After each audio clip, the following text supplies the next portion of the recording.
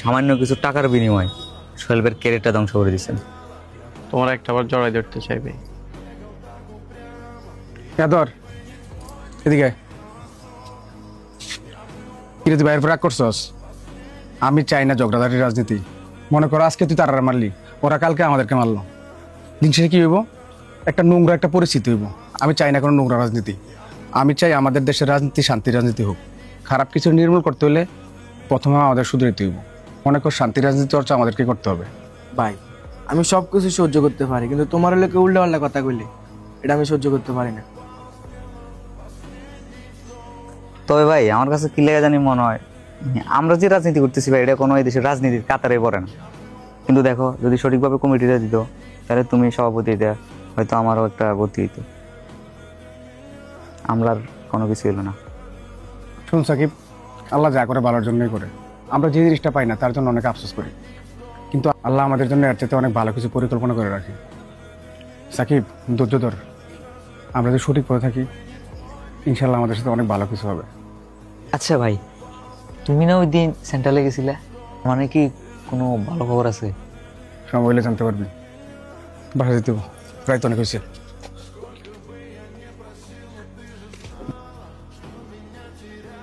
যাতে আল্লাহ হাফেজ।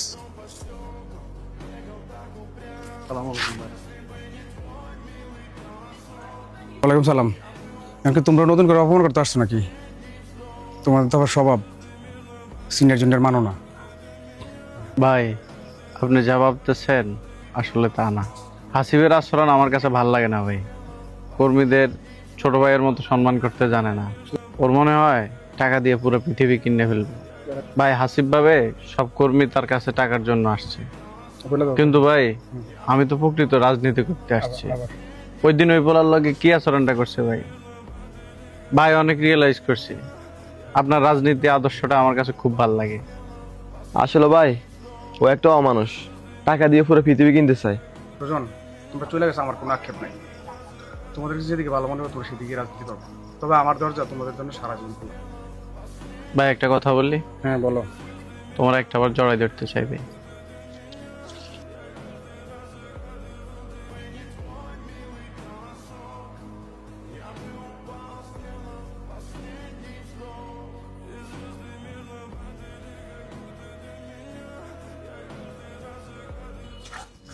কিরে ভাই, ওই দিন তো একলা ভাইয়া বউ তার নাম দেখাইছস।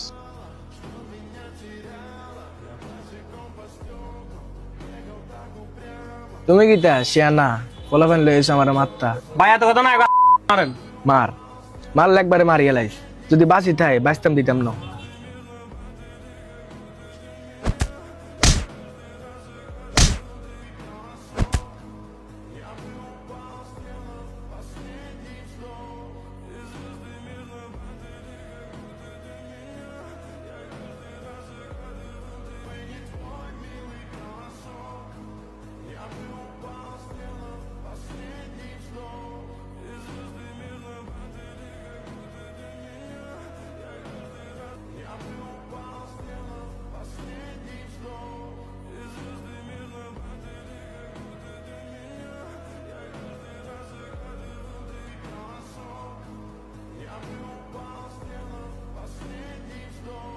তোদেরকে কে বলছে ওর সাথে ঝামেলা করার লাই? ওই দিন একবার ঝামেলা করছস, সেন্ট্রাল থেকে আমারে কল দিছে। তোরা তো আমার পিছনে থাকি আমারে বাস দিতেছস। বাচ্চারা, তোকে কে বলছে ওর গায়ে হাত দেওয়ার লাই? বাচ্চারা, তোরা আর সামনে পড়িস না।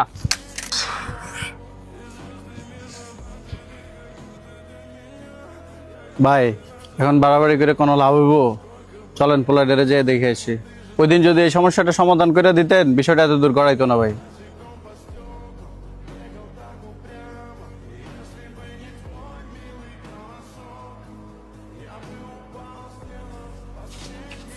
আসসালামু আলাইকুম ভাই।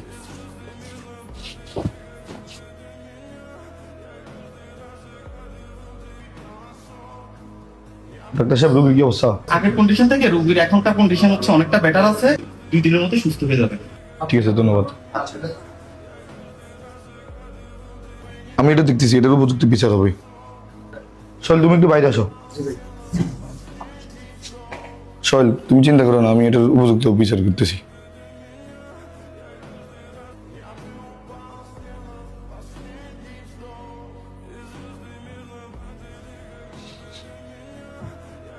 তোদেরকে সান্ত্বনা দেওয়ার ভাষা আমার নাই।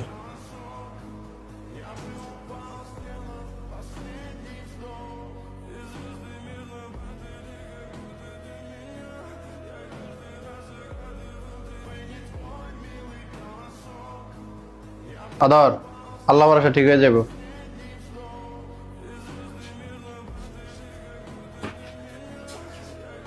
দেখছো ভাই, তোমার সুস্থ রাজনীতি আজ আদর হসপিটাল বেড পর্যন্ত আনছে। করো তোমার সুস্থ রাজনীতি। সাকিব একটু ধৈর্য ধর, কেন্দ্রীয় সম্পর্কে আসছে তো, হ্যাঁ বলছে এটা একটা সুষ্ঠু বিচার করবো, দেখি উনি কি করে।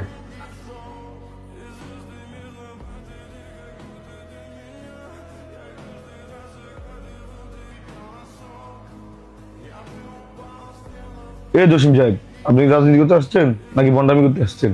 কত টাকা বিনিময় পদ দিয়েছেন ওই ছেলেকে? এরকম অযোগ্য একটা ছেলে পদ পাইলো কিভাবে? আপনি কি মাঠ পর্যায়ে যাচাই বাছাই করেন নাই?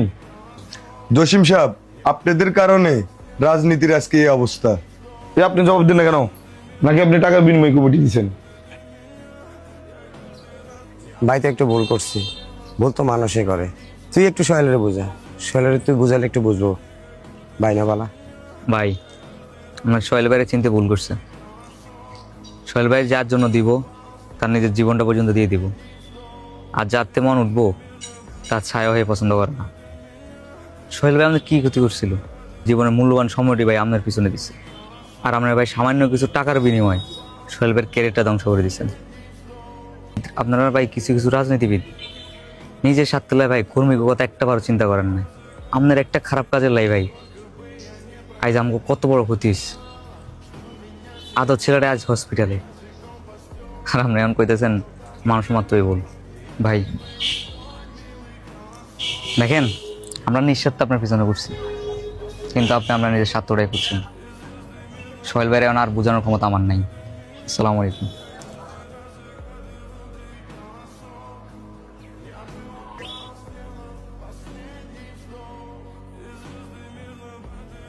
হ্যাঁ, আদর আগের থেকে কিছুটা ভালো আছে।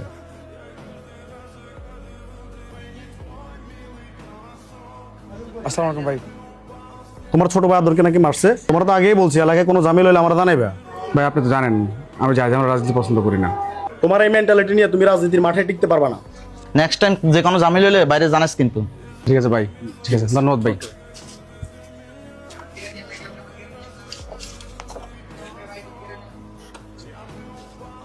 ভাই আল্লাহ হাফেজ। আসসালামু আলাইকুম। জি, আসসালামু আলাইকুম।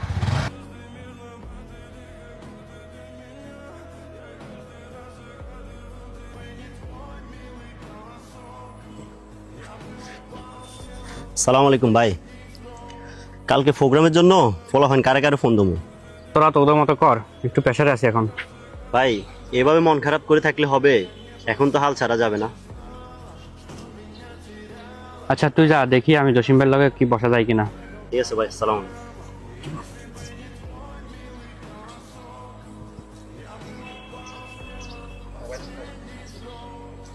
একটা ছবি পাঠাইছি তোরে, শেষ করে যা।